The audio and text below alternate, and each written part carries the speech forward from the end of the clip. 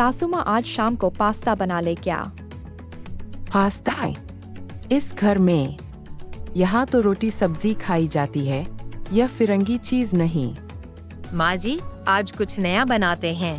Pasta बना ले, जल्दी बन जाता है और टेस्टी भी। पर माँ जी, बच्चे भी तो कुछ नया चाहते हैं। बच्चों को घी, दाल, घर का बना खाना चाहिए, यह व्हाइट सॉस वाली चीज नहीं। ठीक है, तो कम से कम पनीर बटर मसाला मेरे तरीके से बनाने दीजिए। तेरे तरीके से? इतना क्रीम डालोगी तो स्वाद ही खराब हो जाएगा। मेरी रेसिपी 40 साल पुरानी है, बिल्कुल बेलेस्ता। थोड़ा बदलाव से क्या हो जाएगा? बदलाव बहुत हो गया, अब परंपरा याद दिलाओ। बुरा नहीं है। देखा माँ जी, नया भी अच्छा हो सकता है। पर मेरी दाल के आगे यह सब फीका है। अब टेबल लगाओ और अगली बार क्रीम कम डालना। ये बोलकर सास वहाँ से चली जाती है।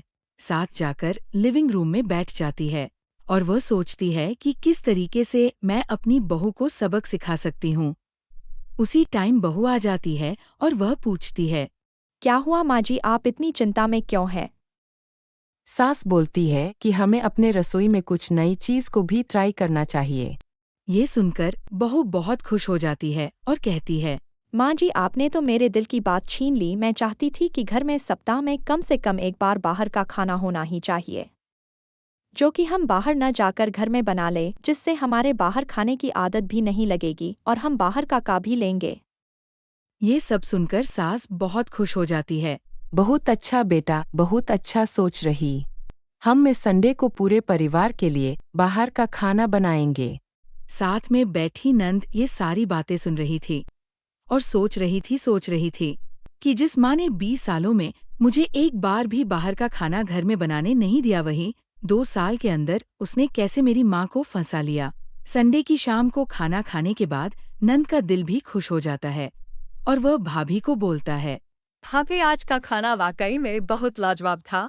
मुझे लगता है कि मुझे भी खाना बनाने के कुछ अच्छे टिप्स आपसे ले लेना चाहिए, क्योंकि मैं भी कल को दूसरे घर में जाऊंगी तो मैं उन्हें बनाकर खिलाऊंगी और कभी कभी मैं यहाँ पर भी आप सब लोगों को बनाकर खिलाऊंगी, क्योंकि यह कर्तव्य आपका ही नहीं मेरा भी है। मैं भी इस घर की बेटी हूँ।